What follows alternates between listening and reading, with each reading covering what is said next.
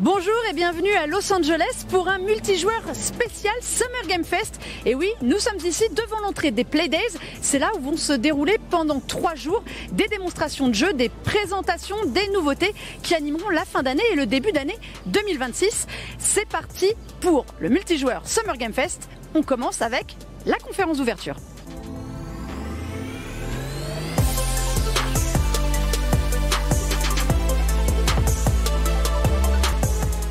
Eh bien, le Summer Game Fest a commencé, comme traditionnellement, par la conférence de Geoff Keighley. Nous avons assisté aussi à la conférence de IO Interactive Showcase.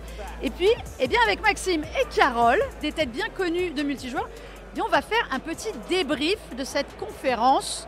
Est-ce qu'elle vous a plu, cette conférence Summer Game Fest, pour démarrer, Maxime? Forcément, parce que ça faisait longtemps que j'étais pas venu à une vraie conférence en présentiel. Moi, depuis l'E3 2019, j'avais pas revécu ça, donc forcément, ça fait plaisir de se retrouver dans une salle qui soit comme ça bondée, qui ait de l'ambiance, qui ait aussi du son vraiment qui nous entoure. Donc forcément, on est un peu plus, comment dire, enthousiasmé que des gens qui sont devant un écran, forcément. Moi, ce que j'ai beaucoup aimé, c'est cette espèce de variété des jeux qu'il y a eu pendant ces 2 heures. Alors 2 heures, c'est très long, évidemment.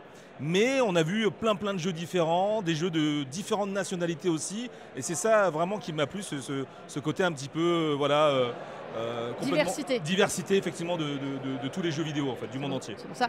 Carole, est-ce que tu as dormi pendant 1h55 avant d'être réveillée et de hurler dans la salle sur le dernier jeu? Eh bien écoutez, non, je n'ai pas dormi, mais presque. Non mais, conférence exceptionnelle. Juste pour un jeu. Juste pour un jeu. Non, pas que pour un jeu, parce qu'il y a eu du Survival Horror, il y a eu Hill. Oui. Hill qui est un jeu sur lequel je suis contributrice depuis des années. C'est un jeu extrêmement réaliste, un jeu d'horreur par Cloud. Et honnêtement, j'ai été ravie de voir les images qu'on a pu voir du jeu, parce que jusqu'à présent, c'était vraiment, tu sais, des petites séquences de 5, 6 secondes, 10 secondes. Et là, on a eu quand même un trailer assez convaincant. C'est un jeu vraiment que j'attends avec impatience. On a eu effectivement Resident Evil à la fin. Pour moi, il ne faut pas rater son entrée, il ne faut pas rater sa sortie. La sortie n'était pas ratée. C'est un jeu extrêmement attendu. On a un nouveau protagoniste qui arrive avec du Léon Kennedy, c'est sûr. On va avoir Il y a plein d'éléments. Il y a plein d'éléments qui rappellent les anciens. Et puis retour à Raccoon City, surtout. Voilà. Retour à la source. Donc moi, je suis ravie. Il y a eu un vrai bon rythme. On a eu aussi The Beast, Dying Light, donc pas mal de jeux d'horreur. C'était une conférence pour Carole, en fait. Exactement. Il faut dire les choses. Et puis j'ai trouvé effectivement qu'il y avait de la diversité et ça c'est cool. Alors, moi je suis un peu plus mitigée que vous. Voilà. Parce que je trouve, alors peut-être parce que j'étais là les années précédentes, peut-être parce que je suis moins Survival Horror que Carole. C'est possible. J'ai trouvé justement la conférence un peu inégale. Oui. Il y a des bonnes surprises. J'ai trouvé bonnes surprises dans les jeux indépendants. Je trouve que ça commence à manquer de gros jeux, sauf le finish qui est en apothéose pour moi de cette conférence, qui sauve la conférence, ce Resident Evil Requiem. Oui. J'ai trouvé beaucoup trop de jeux qui se ressemblaient. Il y a beaucoup de survival horror, il y a beaucoup de jeux un peu ambiance Souls-like, dark fantasy, des jeux d'horreur, des jeux où on a des créatures, voilà, toutes plus bizarres les unes que les autres qu'on tue. J'ai trouvé un petit manque de diversité sur ce qui voulait être des AAA ou des wannabe AAA. Mais en revanche, des petites surprises assez intéressantes. Beaucoup de stand-alone, on en parlait avant avec Carole. Il y a beaucoup de jeux dans l'univers 2. Oui, tout à fait. Comme The Cube, qui est dans l'univers de Atomic Heart 2. Atomic Heart 2, alors qui pour le coup, pour moi, est une bonne surprise. Bah, complètement. Ce trailer, alors j'avais l'impression que Atomic Heart, le premier, était sorti hier. C'est vrai. On nous parle déjà d'Atomic Heart 2. Il est sorti il y a 2 ans et demi, déjà, donc ça passe vite. Il était vraiment pas mal, j'avais adoré moi l'univers. Encore un FPS, j'ai beaucoup aimé le côté un peu détraqué, un peu qui partait dans tous les sens, même si voilà, on retrouve beaucoup de choses. Ça ressemblait un peu à du Fallout, un peu à du Outer Worlds, un peu tout ça. Mais j'ai trouvé le cocktail intéressant. Un peu de Bioshock aussi. Un peu de Bioshock aussi, j'ai trouvé le cocktail intéressant. C'est le côté un peu, c'est-à-dire, je ne veux pas dire ronflant de l'industrie, mais voilà, les jeux coûtent de plus en plus cher, donc ils misent sur des valeurs sûres, c'est des genres qui plaisent. On sait que les Souls-like, c'est quelque chose qui a explosé forcément avec From Software, bien entendu. On sait que l'Asie Elden Ring est très inspiré, voilà, inspire beaucoup. Exactement, donc il y a beaucoup de gens qui veulent avoir ce même succès, hein. C'est quand même 30 millions d'exemplaires Elden Ring dans sa totalité depuis le début, donc forcément Moi, je retiens aussi Act of Blood, qui est un jeu indonésien. En tout cas, le premier gros jeu indonésien qui arrive, qui est une espèce de beat 'em all. Je ne sais pas si vous en souvenez, un petit peu. Il est passé très vite. Hein. Il est passé très vite, mais en fait, il a déjà eu son petit buzz sur les réseaux sociaux, avec un côté. Ça m'a rappelé un peu Sleeping Dogs dans le système de combat, mais encore plus élaboré, avec le côté Sifu aussi. Et donc ça, c'est quelque chose qui m'intéresse énormément. Et ça me fait penser aussi à The Raid, donc le film de Gareth Evans, dans sa brutalité aussi. Donc ça m'a plutôt intéressé. Tu parlais de Hill. Il y a aussi un autre jeu, si je ne dis pas de bêtises. Tu sais, il y a un jeu coop où tu as deux petits personnages qui ne peuvent pas parler. C'est Out of Worlds. Alors ça, j'ai beaucoup aimé. Ça, j'ai bien aimé. Et j'ai l'impression, tu sais, on parle de genres qui reviennent. Et Joseph Fares, je trouve qu'il a ouvert la porte à des jeux coopératifs. J'allais te le dire, j'ai beaucoup aimé la DA. Exactement. Qui était très stop motion, très handcrafted, comme il nous disait. J'ai complètement vu les mécaniques de It Takes Two quand même. Tout à fait. La coop, c'était aussi, il y a eu beaucoup de jeux Lego, il y a eu du Lego Builder coop que j'ai trouvé marrant, en format un peu Mario Party qui s'assumait. On sent que la Switch 2, elle n'est pas là, mais elle inspire Mario Party.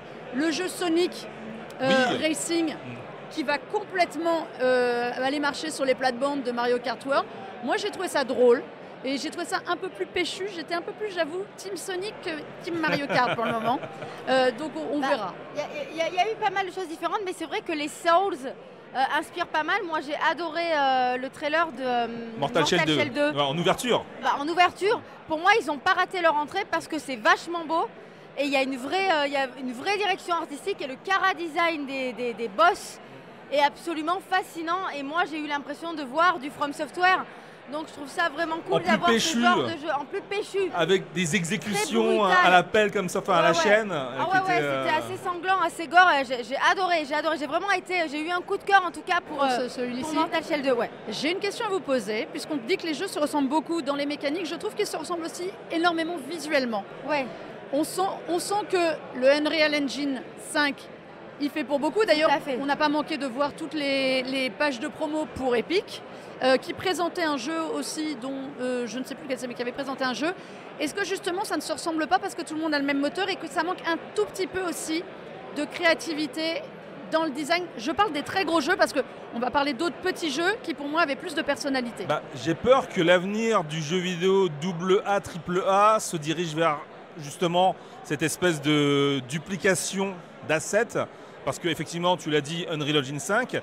Mais c'est vrai que c'est à la fois une révolution, une révolution, je m'entends quoi. Une belle évolution. Voilà, c'est-à-dire que c'est un moteur qui est plus facile à utiliser pour les développeurs, qui permet énormément de choses. Donc les jeux sont plus faciles à développer, mais malheureusement, effectivement, ils se ressemblent tous, parce qu'ils vont à peu près utiliser les mêmes bibliothèques. Maintenant, il faut que les développeurs, les créatifs apportent leur patte artistique en plus pour qu'ils puissent se distinguer. Mais c'est vrai qu'on est arrivé à un moment donné où utiliser l'Unreal Engine 5, c'est beaucoup plus simple que les précédents. Il s'adapte beaucoup mieux à toutes les plateformes également. Donc c'est vrai qu'il y a ce côté qui fait un peu peur. Ouais. Il y avait des petits jeux, j'ai trouvé un peu plus personnels. Fels Boxing, ce jeu du Muppet. Oui, absolument, oui, le jeu de boxe. C'est assez canon, c'est mignon et on a des DA qui sortent effectivement du lot. Après, c'est vrai que tout se ressemble un petit peu et à la fois, on a des choses qui sortent du lot. Moi, par exemple, j'étais extrêmement ravie de voir le DLC de Lies of P. Bon, alors il est Shadow Drop et je ne peux pas y jouer tout de suite. Alors j'ai pensé à toi. Ça m'énerve, mais Lies of P, exceptionnel. La direction artistique est exceptionnelle. Ça se passe à la belle époque, on incarne Pinocchio et ça se passe avant l'histoire de Lies of P. C'est vrai que j'avais trop hâte d'y jouer. Là, ils ont Shadow Drop. Et c'est magnifique. Donc on a beaucoup de Souls-like, on a ce genre qui revient. Nioh 3 a été annoncé au State of Play. Tout est Dark Fantasy aujourd'hui. Tout est Dark Fantasy et à la fois ça plaît, et à la fois on adore parce qu'il y a des chara-design. Avec ce genre-là, en fait, tu peux proposer des chara-design absolument incroyables et c'est vrai que ça marche bien. Voilà. Un autre jeu qui a été présenté au State of Play, on en a un peu entendu parler aujourd'hui au Summer Game Fest. On est un peu sur cette ère ici, c'est le nouveau 007. Oui, First Light. Je voudrais bien qu'on en parle parce que je pense qu'on n'a pas tous le même avis. Donc pour ceux qui ne sauraient pas, c'est un préquel finalement des aventures de James Bond. On a un James Bond très jeune. Oui. Alors il a autour de 25-26 ans, je crois, quelque chose comme ça. Il est nerveux, il est fougueux, un peu rebelle, et tête brûlée. C'est pas le James Bond dont on a l'habitude. J'ai trouvé que dans les trailers qu'on a vus et avec Sony et aujourd'hui, des codes James Bond et des codes pas du tout James Bond. Oui. À quoi va-t-on s'attendre avec ce jeu?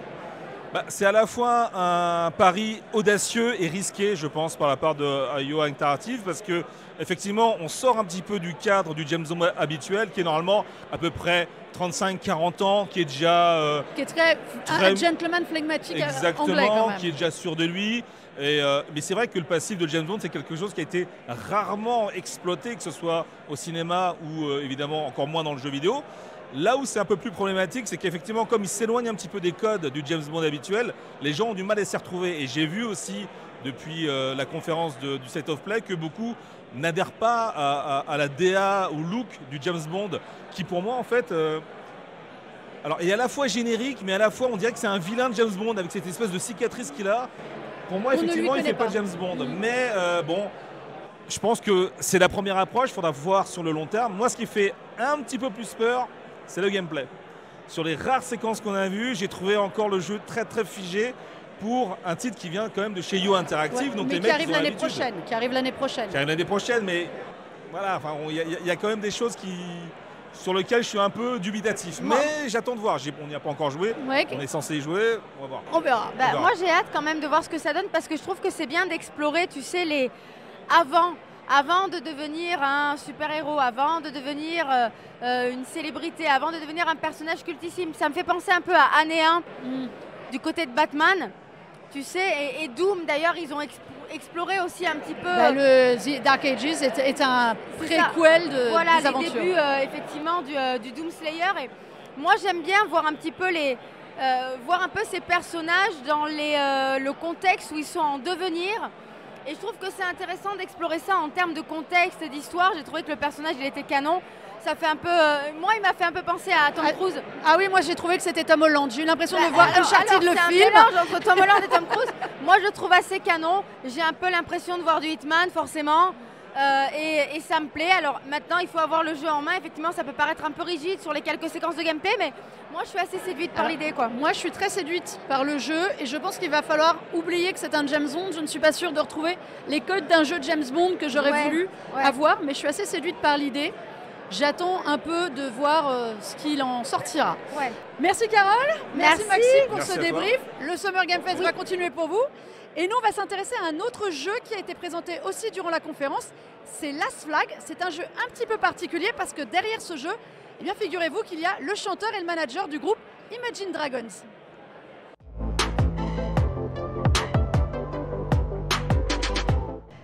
Hi, Marc et Mathieu. Mathieu, on va se parler en français après. On parlera en anglais avec Marc. Je sais en français. Ah, très bien, ça commence bien. Vous avez présenté tous les deux Last Flag. On a vu Last Flag enfin. C'est le premier jeu pour une Night Street Game. So, Marc, votre premier jeu avec Night Street Games que vous avez créé avec votre frère, je pense que vous pouvez expliquer aux gens qui vous reconnaissent et qui se demandent ce que vous faites ici. Pourquoi vous êtes ici? Why you are here? Why are you here right now? On vit le rêve de toute une vie. Vous savez, Dan et moi, on a grandi en jouant aux jeux vidéo. On a beaucoup parlé de créer des jeux. J'ai fait un peu de modélisation 3D, d'animation, il code. Et depuis des années, on a ce rêve qu'on a enfin commencé à réaliser discrètement il y a quelques années. On a conçu un prototype pour notre premier jeu, on a commencé à constituer une équipe, et aujourd'hui, des années plus tard, on est là. Et lors de la conférence, on a pu montrer pour la première fois ce qu'on a créé avec notre équipe. C'est vraiment spécial. Dan is not here because he's on tour. Dan n'est pas là, il est en tournée. Vous avez vraiment le temps de faire des jeux vidéo alors que vous êtes en tournée, comme ça, depuis des années? Vous savez, je crois qu'il l'a dit l'autre jour, et je pense que c'est vrai. La musique est une carrière intéressante. Pour lui, il monte sur scène pendant 2 ou 3 heures, puis il revient à sa chambre d'hôtel. Et il est là, seul, pendant un bon bout de temps sur la route. Et pour lui, c'est très... Quel est le mot que je cherche? Cathartique, merci. Ouais, j'allais dire léthargique, mais ce n'est pas le bon mot. Voyez-vous, je pensais en français. Très cathartique de pouvoir s'asseoir et coder et travailler sur quelque chose de créatif. Et pour moi, je ne suis pas en tournée avec eux. Je suis là et je peux en quelque sorte tenir la baraque. À chaque fois qu'on est passionné par quelque chose, on y consacre du temps. Et c'est quelque chose qui nous passionne vraiment. Ce n'est pas un projet annexe. Le jeu s'appelle Last Flag. Je crois que c'était quelque chose d'important quand vous étiez jeune. Peux-tu expliquer? with Dan. Can you explain this to... Oui, l'idée nous est venue d'un souvenir d'enfance. On était scouts quand on était jeunes et on jouait à Capture le drapeau dans les bois la nuit. C'est un jeu très simple par certains côtés. C'est comme un jeu de cache-cache, mais malgré nos nombreuses expériences de capture du drapeau au fil des ans, surtout dans les années 90 et 2000, on n'a jamais trouvé de jeu qui reflétait vraiment ce que signifiait Capture le drapeau. Ce sentiment d'enfance de pouvoir cacher le drapeau où l'on veut, de se faufiler à travers le terrain de jeu, chercher le drapeau ennemi, être le héros, avoir le frisson du grand air, tout ça. Nous voulions créer l'expérience ultime de capture du drapeau dans un jeu. Et c'est en quelque sorte la genèse de cette première idée. Elle a pris de nombreuses formes au fil des ans, et grâce à une équipe incroyable et à des personnes comme Matthew, nous avons pu la concrétiser. Mathieu, on va pouvoir basculer en français. Je vais faire ce que je peux. Mais oui. Comment vous vous êtes retrouvés dans cette aventure ? Justement, comme Mac était dit, ils ont commencé à créer ce prototype de jeu de capture de drapeau. Et à un moment donné, un ami à moi m'a mis en contact avec Mac. Et Mac m'a montré son prototype. On a commencé à parler et tout de suite, je suis tombé amoureux. Tout de suite, j'ai commencé à penser à toutes les idées qui me sont venues, une centaine de kilomètres heure. Je me suis dit, est-ce qu'on pourrait faire ça? Est-ce qu'on pourrait faire ça? Est-ce qu'on pourrait faire ça? Et donc, lui et moi, on a commencé à parler. Et naturellement, on a décidé de travailler ensemble. Et c'est devenu un véritable rêve pour moi de pouvoir travailler avec Mac justement sur ce jeu, sur Last Flag. Comment est-ce que vous décririez le jeu? Alors c'est un jeu de capture de drapeau pur, donc il y a peut-être des joueurs qui connaissent ce mode de jeu dans d'autres jeux, mais là on a vraiment fait dès le début tous les éléments de ce jeu d'enfant qu'on ne retrouve pas dans les jeux vidéo d'habitude. Donc il faut cacher le drapeau d'abord, donc on a 60 secondes avec son équipe pour cacher le drapeau, ensuite il faut trouver le drapeau de l'équipe adverse, les empêcher de trouver notre drapeau et réussir à récupérer leur drapeau, à le ramener à notre base et le défendre pendant 60 secondes. Donc c'est vraiment un jeu qui prend la totalité de capture de drapeau et qui laisse les joueurs essayer de recapturer ces mémoires d'enfants ou de faire de nouvelles mémoires s'ils n'ont pas joué à ça quand ils étaient jeunes. Il y a quelque chose qui est très frappant dans le jeu, c'est l'identité visuelle. Visuellement, voilà, ces années 70, qui a décidé ? En fait, c'est un travail d'équipe, véritablement. On voulait que l'identité visuelle du jeu soit différente. On ne voulait pas que ce soit comme tous les autres jeux, on voulait quelque chose qui sorte un peu du lot et on voulait quelque chose avec beaucoup de couleurs, beaucoup de joie. La joie dans le jeu, c'est très important pour nous. Et on a commencé à réfléchir à ce que cela pouvait être et on s'est dit, un esprit dans les années 70, cette identité unique où on peut s'exprimer, on peut dire qui on est véritablement, de grandes personnalités. On a bien aimé ça et donc on s'est dit que ce serait bien pour notre jeu, pour Last Flag, d'être dans notre version des années 70. Vous êtes d'accord, Mac? Je suis tout à fait d'accord. C'est une temporalité que l'on voit peu dans le jeu vidéo. On voit beaucoup les années 90, le futur ou le Moyen-Âge. Mais il n'y en a pas beaucoup des années 70. Comme Matthew l'a dit, ça peut signifier beaucoup de choses pour beaucoup de gens différents. Mais pour nous, c'était vraiment une époque avec une très grande personnalité. C'était le genre de jeu que nous voulions faire, avant tout amusant, compétitif ensuite, avec beaucoup de découvertes et de nombreuses possibilités d'expression démesurées pour le joueur. Et qui dit années 70, c'est aussi musique des années 70. Donc il y a beaucoup de funk dans la musique, qui sont toutes des morceaux de musique originaux et qui sont vraiment, vraiment géniales. D'ailleurs, il y a un morceau de musique qui joue quand on perd, qui est peut-être le meilleur morceau de musique dans le jeu. Donc au moins, même quand on perd, on a quelque chose de sympa. How did you do with the music? Comment avez-vous fait pour la musique?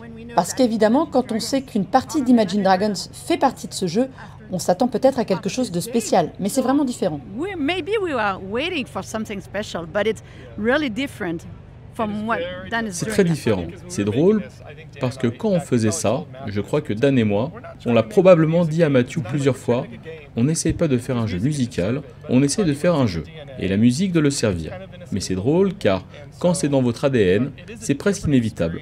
C'est donc une expérience différente, surtout pour un jeu de tir. Avant tout, un jeu de capture de drapeau, ensuite de tir. C'est une expérience différente dans le sens où la musique est composée uniquement de vrais instruments. Très centrée sur une époque en termes de sensations très analogiques, chaleureuses et riches. Et ça fait partie de l'expérience du jeu. Quand vous cachez le drapeau, par exemple, vous avez parlé des musiques quand vous perdez, la chanson de la défaite est géniale. J'adore la musique quand on cache le drapeau, parce que c'est dans les premières minutes du jeu, Et la musique est omniprésente. C'est très présent, c'est du live. C'est comme de la contrebasse. C'est très thriller d'espionnage des années 70. Et ça vous donne ce sentiment d'aventure et d'intrigue dès le départ. Un style qu'on ne peut pas avoir dans un jeu de tir, car dans quel jeu de tir passez-vous du temps en équipe à cacher quelque chose? Vous ne faites pas ça. Il y avait donc beaucoup de possibilités, et nous avons vraiment de la chance d'avoir Dan qui travaille aux côtés d'autres personnes formidables. Dave Lommel, qui a réalisé l'audio de Battlefield, et de nombreux autres jeux géniaux. Il travaille avec lui, et il vient d'un groupe de métal. Nous avons un producteur nominé aux Grammy Awards, J.T. Daly, qui est un multi-instrumentiste qui adore les années 70. Donc à eux trois, c'est un super groupe. Et jusqu'à présent, ils s'amusent beaucoup, font preuve de beaucoup de créativité et explorent un style de musique différent pour Dan. Mais je pense que vous allez encore en entendre un peu, comme si quelqu'un savait ce qu'il faisait. Vous voyez ce que je veux dire? C'est un peu accrocheur, vous savez. Le nouveau style d'Imagine Dragons, ils vont faire du funk plus tard. On sent qu'il y a eu beaucoup de joie à faire ce jeu. Il y a des personnages aussi qui sont très joyeux. Comment est-ce que vous allez pouvoir séduire des gens qui ne sont peut-être pas adeptes ni des jeux de tir, ni des jeux de capture de drapeau? Est-ce que c'est un jeu qui peut être potentiellement ouvert à tout le monde? Comment séduire le plus grand nombre? Alors d'abord le mot joie, j'aime beaucoup ce mot parce que c'est vraiment quelque chose qui est très important pour nous dans notre jeu. On cherche toujours un endroit où ajouter plus de joie. Dans la musique bien sûr, mais dans le combat, dans le mouvement, joie constamment. Donc ça c'est très important pour nous. Mais il y a une autre chose qui est magique dans le jeu, c'est que comme le dit Mac, on est capture de drapeau d'abord, on est ensuite combat. Et donc ça fait que le combat n'est pas la chose la plus importante. Il y a beaucoup de manières d'aider ton équipe pour gagner un match. Trouver le drapeau ennemi, c'est très très important. On a des petits robots qui sont adorables, des cashbots. Les détruire, ça donne de l'argent à notre équipe. Ça permet à notre équipe d'avoir des pouvoirs plus forts. Donc ça aussi, c'est une manière d'aider l'équipe. Et ce qui est très bien dans notre jeu, ce qui est un des secrets du succès du jeu, c'est que même contre une équipe qui est plus forte, même contre des joueurs qui sont meilleurs au combat, on a toujours une chance de gagner.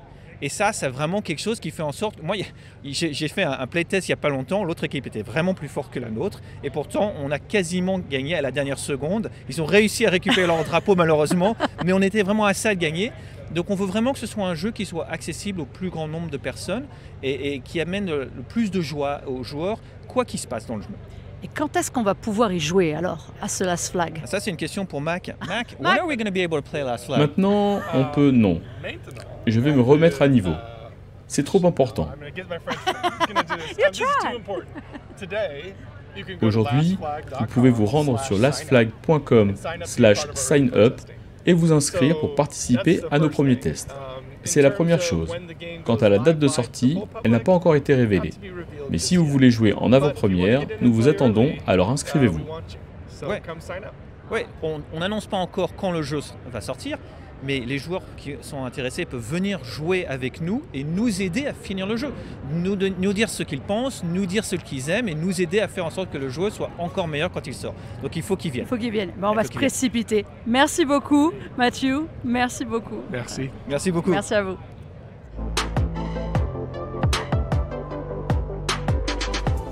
Nous sommes ici sur le site des Playdays. C'est habituellement un centre commercial en plein air, mais les boutiques ont été remplacées cette fois par des salles de démo, de jeux, de présentation. Vous avez par exemple Capcom qui est ici pour présenter Resident Evil Requiem, Bandai Namco, Meta avec son MetaQuest et la présentation de Deadpool VR, le jeu autour de la fameuse licence en réalité virtuelle. Et puis plein de petits éditeurs et développeurs qui viennent aussi présenter leurs jeux aux journalistes et aux influenceurs, comme notamment Dotemu que nous avons rencontré. En tout cas, durant ces jours de Playdays, nous allons partager avec vous nos coups de cœur, les coups de cœur aussi de la presse française, et puis des petites informations et nos découvertes.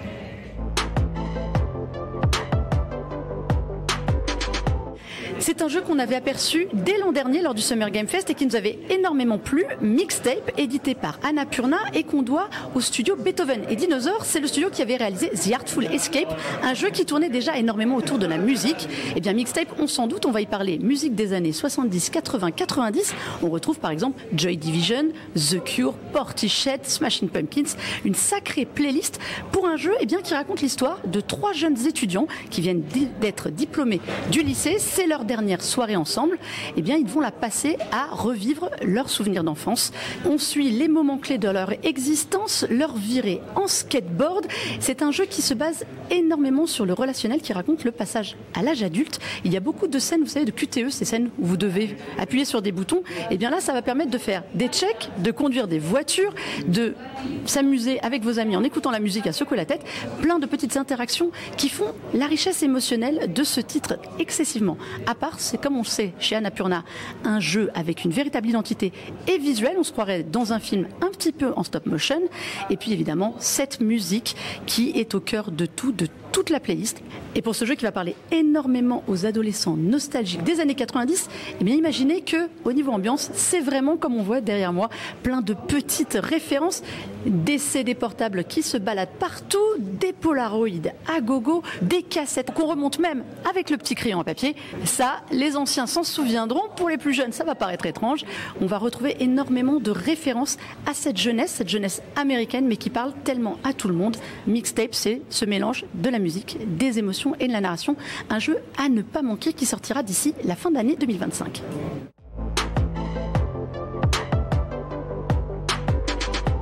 C'est le deuxième jour de ces Playdays du Summer Game Fest et on a assisté ce matin à une très grosse conférence Xbox Showcase. Alors je suis avec Quentin Grandel d'Actu Gaming. Bonjour. Quentin, c'était pas une petite conférence que nous a fait Xbox ce matin. Non, c'était vraiment une grosse conférence. Alors comparé au Summer Game Fest, on est vraiment un cran au-dessus. Et deux fois moins longtemps. Ouais, avec une grosse variété de jeux, beaucoup de gros jeux, de moyens jeux, mais vraiment de belles surprises. Beaucoup de variétés. Qu'est-ce que tu retiens comme jeu surtout? Alors, moi, ce que je retiens surtout, en premier, je mets le jeu de Double Fine, Keeper, qui a l'air vraiment incroyable. Vraiment ils sont dans leur délire. C'est ultra créatif. Alors, on joue une sorte de phare géant. On n'a aucune idée de ce qu'on va faire, mais ça a l'air très intriguant et vraiment... C'est très Double Fine. Alors Double Fine, pour ceux qui ne connaîtraient pas forcément, c'est le studio auquel on doit notamment Psychonauts, ou Grim Fandango aussi. Et c'est vraiment des adeptes du jeu étrange, du jeu qui n'a pas forcément de sens. Et là, c'est vrai qu'on a vu ce phare se soulever, marcher, avec un espèce d'œuf géant d'autruche ou je ne sais quoi c'est ça. dessus. On n'en sait pas beaucoup plus, mais voilà, c'est pour 2026, il me semble. Et on aura largement le temps d'en reparler. Un autre jeu qui nous a forcément frappé, c'est le Call of Duty. Alors on n'attendait pas du tout de Call of Duty, c'était le One More Thing de cette conférence, on se demandait bien ce que ça pourrait être. Et donc, Call of Duty Black Ops 7. Ouais. Ah oui, alors franchement, on s'attendait vraiment pas à avoir le logo Call of Duty à la fin du trailer, parce qu'on voyait l'acteur Milo... On n'arrive jamais à retenir le nom. J'arrive jamais à retenir le nom. Alors Milo Ventimiglia, qu'on a déjà vu dans Heroes ou This Is Us. Donc vraiment au début on le voyait dans une sorte de complexe avec un robot qui l'accueillait. Après ça passe dans des dimensions parallèles, etc. Vraiment quelque chose de très intriguant pour ensuite le voir armé d'un fusil et le logo Black Ops qui apparaît. C'est vrai qu'on a eu un sentiment de jeu très ambiance Remedy. Ouais, ça faisait très Remedy, on était un peu dans Control, un peu dans ces jeux-là, ou The Medium aussi, si vous vous souvenez de cet univers un peu étrange. Et c'est vrai que le voir se transformer en soldat de Call of Duty, franchement à la fin on n'était pas prêt, mais c'était vraiment une belle surprise. Et puis évidemment il y a eu un très gros focus fait sur The Outer Worlds 2. Alors on le sait, c'est la très grosse sortie d'Xbox de cette année, qui a une date de sortie au 29 octobre. Est-ce que c'est un genre de jeu que tu aimes bien? Alors oui, moi j'aime beaucoup les RPG et puis ceux d'Obsidian particulièrement, évidemment Fallout New Vegas. On s'y retrouve un peu d'ailleurs. Ouais, on s'y retrouve un peu. Ils ont voulu faire à leur propre sauce avec le 1. Bon, même s'il y avait eu quelques retours mitigés, il y avait quand même de belles choses. Et là, j'espère qu'ils ont peaufiné la formule avec le 2. Et ce qui a l'air d'être le cas d'après ce qu'on voit, et du coup j'ai hâte de l'essayer aussi. Cet univers très futuriste, complètement loufoque, c'est ça. Qui a l'air vraiment d'être dans une autre dimension. 40 minutes en plus de showcase dédié, donc c'est vraiment le focus de cette année de Xbox.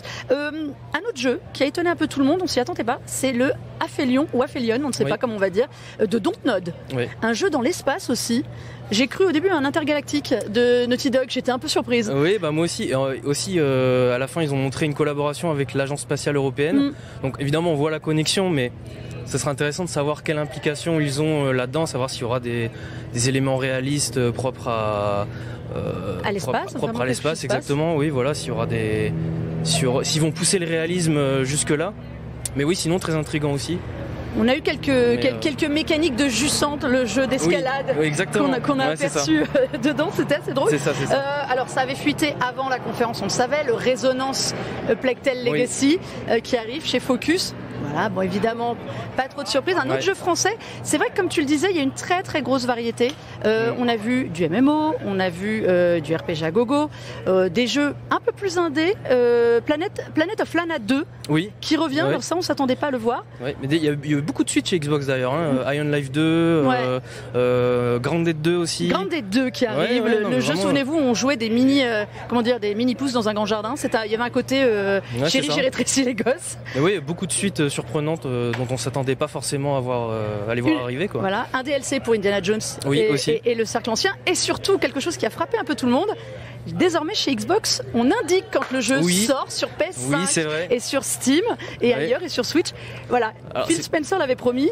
Ça a été fait. C'est très pratique pour nous journalistes parce qu'on peut lister directement les consoles. C'est vrai. Mais ça fait partie de leur stratégie d'édition. Désormais, c'est pleinement assumé. Toutes les plateformes sont désormais disponibles.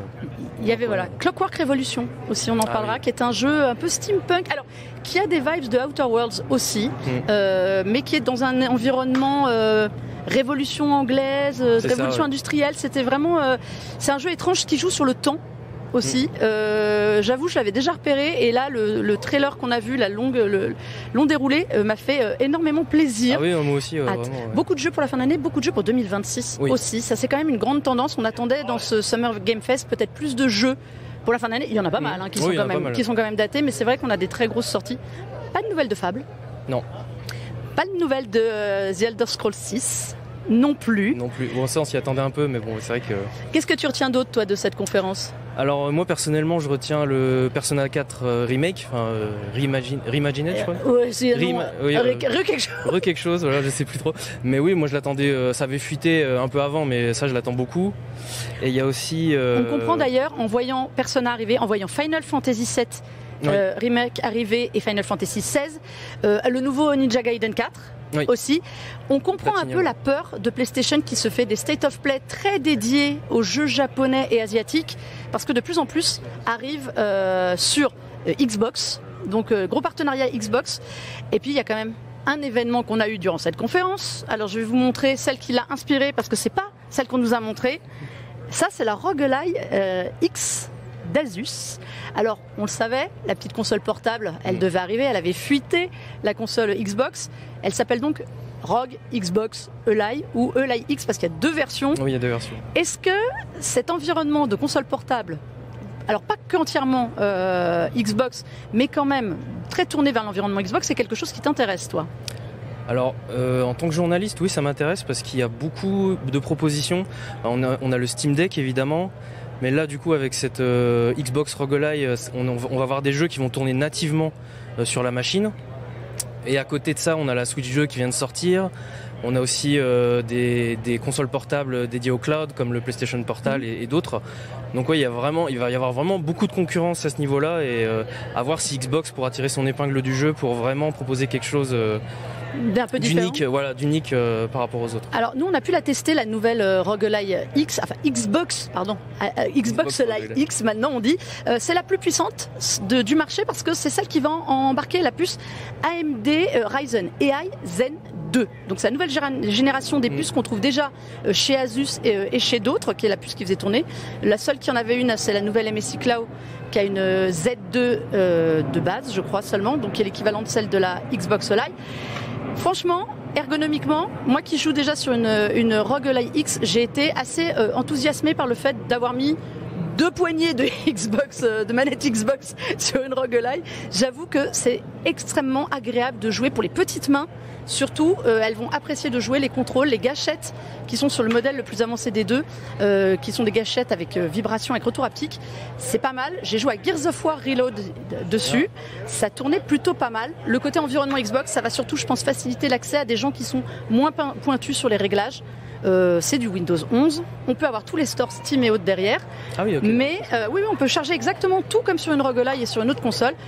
mais il y a cet environnement Xbox natif qui est très agréable et donc pour tous les fans Xbox surtout extrêmement pratique. On va retrouver ces jeux et les jeux PC et consoles que vous avez Xbox qui seront compatibles, eh bien il y aura un petit logo pour indiquer qu'ils sont compatibles ou si vous devez basculer en cloud pour jouer à vos jeux ou aux jeux qui sont sur votre console. On pourra jouer aux jeux qui sont sur notre propre console aussi.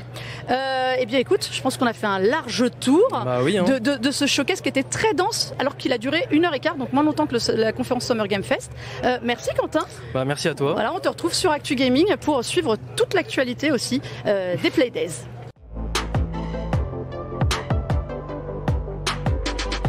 On se retrouve au Playdays avec Carole. Carole, on s'est fait la petite débrief conférence Summer Game Fest pour avoir une première approche. Là, on a commencé à tester des jeux. Oui. Ici, on a quelques coups de cœur qu'on voulait partager avec vous. Alors Carole, évidemment, elle était surenthousiaste après la conférence parce qu'il y avait beaucoup de jeux qui faisaient peur, des jeux violents. Et là, est-ce que tu as trouvé ton bonheur ici?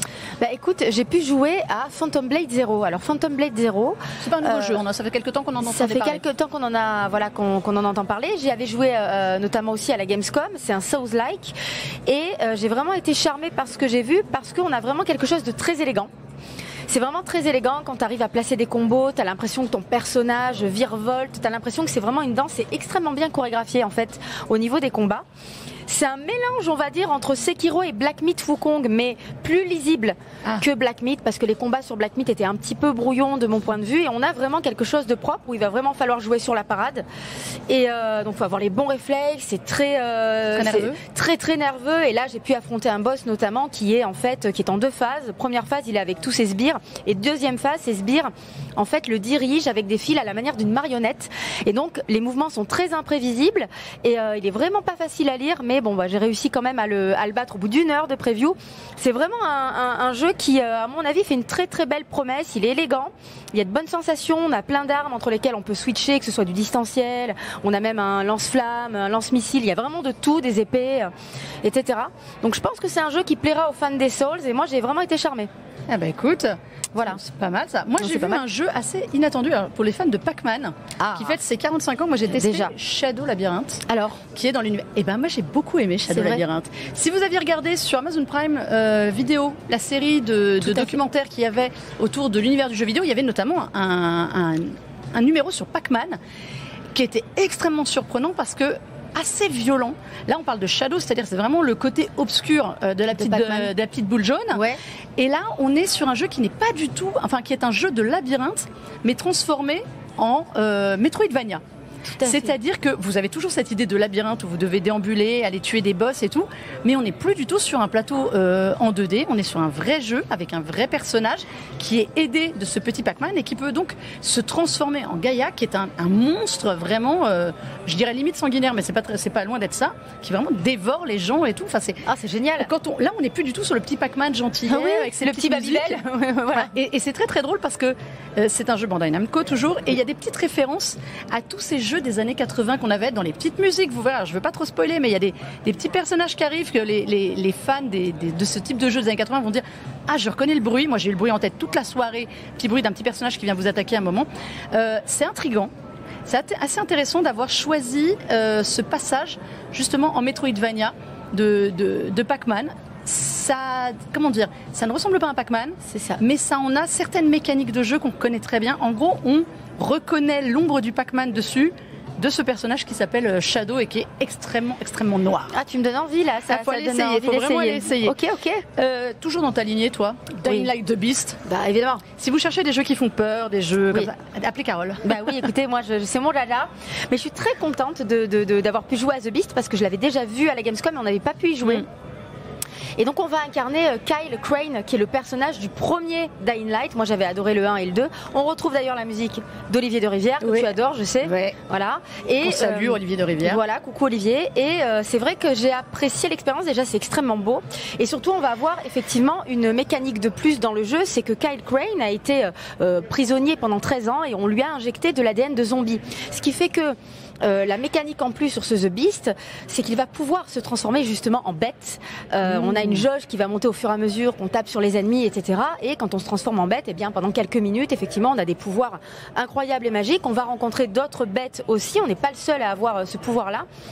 Et j'ai trouvé que ça fonctionnait vraiment très très bien. L'ambiance est carrément glauque, c'est sanglant.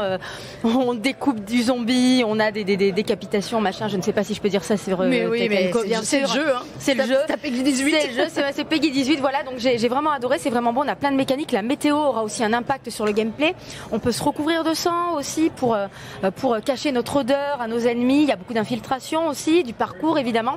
C'est très très beau. Et c'est un jeu en plus, c'est un standalone qui promet au moins une bonne vingtaine de durée de vie de jeu. Donc voilà, moi j'attends avec impatience, mais en tout cas cette preview très positive. J'aime toujours Carole qui est très pimpante et tout, et qui nous parle des jeux les plus horribles que je connaisse. Oh, bah oui, écoutez, merci jeune fille de bonne famille, vous aussi. J'ai vu un jeu qui devrait te plaire. Ah, ça fait peur. Voilà, exactement, c'est Directive 8020, le nouveau jeu de Supermassive Games. Voilà. Alors je vais un peu te spoiler. Non, je vais pas trop spoiler. Mais tu sais que moi je m'en fous des spoils. C'est un jeu qui est dans l'univers de qui rappelle l'univers de The Dark Picture, tout à fait, mais qui n'est pas vraiment directement. Il est un peu plus futuriste, il est extrêmement beau. D'accord. J'ai trouvé vraiment un jeu très très beau. Il y a beaucoup de mécaniques qu'on retrouve de l'univers de Dark Picture. Alors vous allez gérer une équipe de 5 personnages dans l'espace, dans une station spatiale. Et évidemment le but du jeu c'est d'essayer de tous les sauver. Évidemment. Très Supermassive. Mais il y a une entité assez étrange qui est là, qui peut prendre l'apparence de certains personnages. Donc de temps en temps vous allez devoir vous demander est-ce que c'est bien est-ce que c'est bien mon acolyte, c'est toi, Melinda, ou pas? Voilà, exactement. Ou est-ce que c'est l'entité qui a pris sa forme? Donc, il y a des choix importants à faire, il y a des choix qui ont des conséquences. Je ne vous dis rien, mais voilà. Et j'ai vraiment trouvé ça intéressant. Il y a beaucoup d'infiltration, figure-toi, par rapport à... On n'avait pas l'habitude d'avoir trop ça dans The Dark Picture. Dans les Supermassives, voilà. Il y a un moment où vous devez éviter... Moi, j'ai fait une séquence où on doit éviter une créature... vraiment pour le coup dégoûtante et qui est capable de vous repérer, donc il faut vraiment y aller doucement, pas faire de bruit parce que si elle vous attrape évidemment elle vous tue et donc il vous reste un personnage de moins dans le jeu. Quel enfer. Mais il faut vraiment faire très très attention à étudier son infiltration. Je trouvais ça intéressant, j'ai surtout trouvé ça très très beau. D'accord, ok. Et alors, le trailer m'avait séduite. Voilà, je pense que tu vas bien aimer. Alors la démo est assez courte pour ce qu'on a vu parce que c'est un jeu qui n'est pas prévu tout de suite, mais voilà. D'accord, ça donne un bon aperçu, je pense que ça devrait énormément te plaire. Bon bah écoute, j'ai hâte. Dans un registre, comment dire, glauque, loufoque, ce qui est assez paradoxal, j'ai joué à Deadpool en VR. Alors Deadpool en VR, c'est du très grand n'importe quoi. Oui. Mais c'est extrêmement jouissif. C'est Deadpool. Donc on retrouve l'humour de Deadpool dès le début de la séquence qu'on a faite. Ça vous annonce le truc, c'est très gore. Vous devez éliminer vos ennemis, mais comme vous voulez, les trucider, leur tirer dessus, les dégommer, tout. Il y a un côté assez jouissif, il faut quand même vraiment le dire. La difficulté, c'est de ne pas trop bouger dans l'environnement, pas sortir de sa zone. Voilà. Parce que vraiment, on a envie de bouger partout. Prendre le mur aussi, c'est mieux. C'est une exclusivité méta Quest 3 et 3S.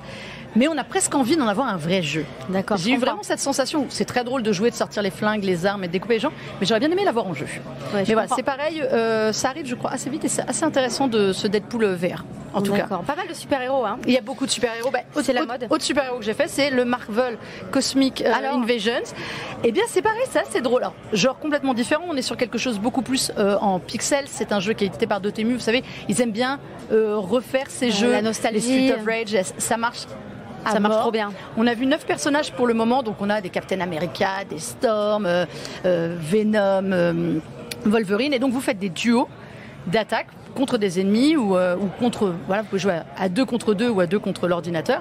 C'est marrant d'avoir des super-héros qui doivent jouer ensemble dans cet univers un peu tout est mélangé, un peu pixel et tout. Moi j'aime bien, ça marche toujours très très bien. C'est la même équipe qui avait fait le Tortue Ninja. C'était trop génial. Revenge et c'était trop bien. Il y a une vibe assez identique. Voilà. Bah oui, un peu à l'ambiance, l'atmosphère, enfin la génération Super NES en fait. Exactement. Et moi j'adore ce genre de choses dans tout ça. Et toi, un jeu que tu as adoré et que tu attends, et on t'a entendu hurler, on l'a dit lors de la conférence. Oh bah oui, écoute, le monde sait. Resident Evil Requiem, on en a vu un petit peu plus. Oui. T'es toujours aussi hypée? Ah mais complètement, moi Resident Evil c'est une licence de cœur, j'ai fait tous les Resident Evil, j'ai adoré tous les Resident Evil, alors certains plus que d'autres, par exemple, oui c'est vrai que le 6 j'ai pas aimé, voilà, j'ai dit tous mais presque tous, même le 5 j'ai pas été une très très grande fan, mais en tout cas j'aime Resident Evil profondément et Requiem revient vraiment à quelque chose de très horrifique, on sait qu'on va incarner Grace Ashcroft qui est donc la fille d'Alicia Ashcroft qu'on avait pu croiser dans Outbreak, si vous avez fait les Outbreak c'est un peu à part. C'est une saga à part ça. Voilà, c'est vraiment à part. Voilà, d'ailleurs, tu vois, je disais que j'aime tous les Resident Evil, mais c'est plus les principaux, tu vois. Et Outbreak, moi, j'ai un peu moins aimé, mais en tout cas, on a ce lore, donc on va reprendre un petit peu cette histoire-là et on retourne surtout à Raccoon City. Et ça, c'est génial. Et ça, c'est sympa. Et ça, c'est vraiment génial. Donc j'ai vraiment hâte. Et puis, j'ose imaginer qu'on aura un duo de chic et de choc et de charme. Voilà. Et on en a vu un peu, de quoi avoir quand même bien pleuré et bien tremblé dans ce qu'ils nous ont montré. Et surtout avec un petit twist final qu'on attendait, qu'on rêvait d'avoir et qu'on a enfin eu. Vous allez pouvoir jouer à la première et à la troisième personne. Absolument. Alors qu'est-ce que ça change?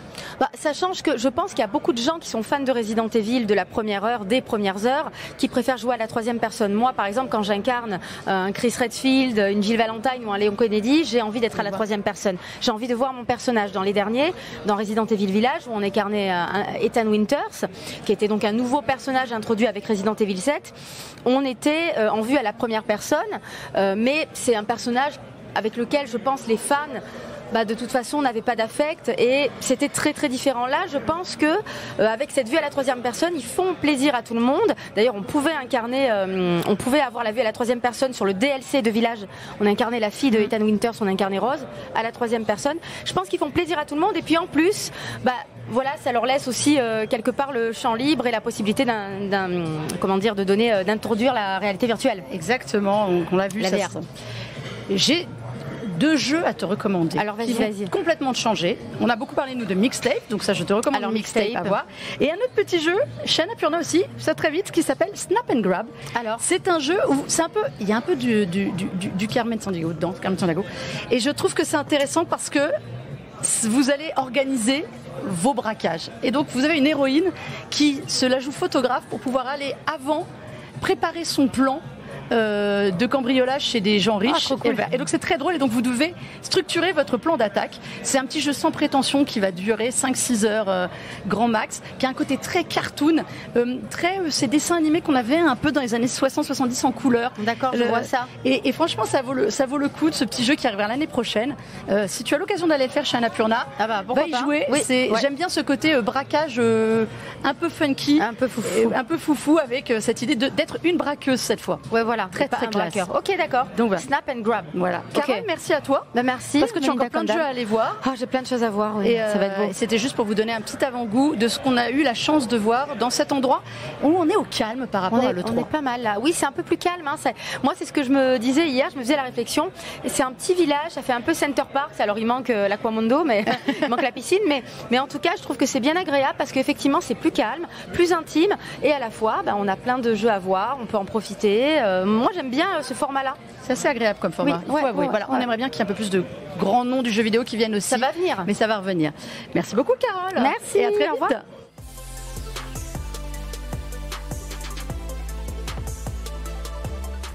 Et voilà, c'en est fini de ce Summer Game Fest 2025. On vous a fait un petit tour d'horizon de ce qu'on a vu. D'autres jeux vont arriver très très vite. En tout cas, nous, on va le poursuivre en très bonne compagnie. Et puis, cette émission sera retrouvée, vous le savez très bien, en rediffusion sur la chaîne Tech & Co, sur le site Tech & Co et sur la chaîne YouTube. Et puis, vous pouvez aussi le retrouver sur RMC BFM Play, la plateforme de replay. Et puis, on se dit à très très vite pour de nouvelles émissions. La semaine prochaine, on parlera enfin de la Switch 2.